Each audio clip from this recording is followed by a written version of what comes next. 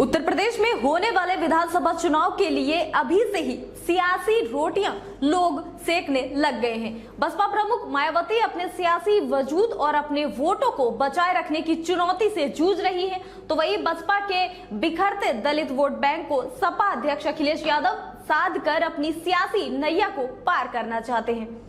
रामजी लाल के साथ खड़े होने का मामला हो या फिर इंद्रजीत सरोज के बयान का, इसे सपा के दलित वोट जोड़ने के नजरिए से देखा जा रहा है।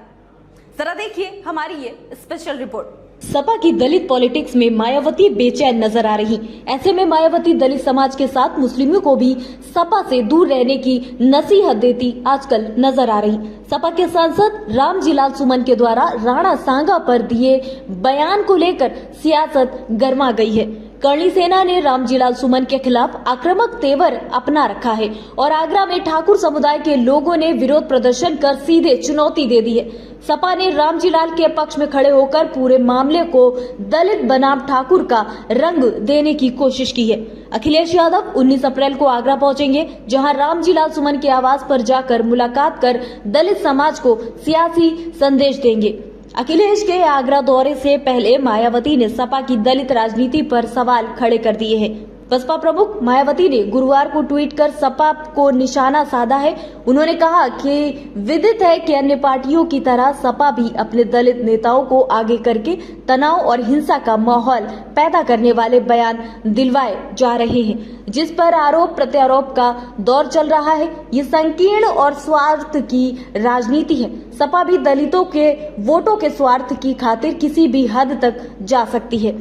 दलितों के साथ साथ ओबीसी, मुस्लिम समाज आदि को इनके किसी भी उग्र बहकावे में नहीं आकर इन्हें इस पार्टी की राजनीतिक हथकंडों से बचना चाहिए।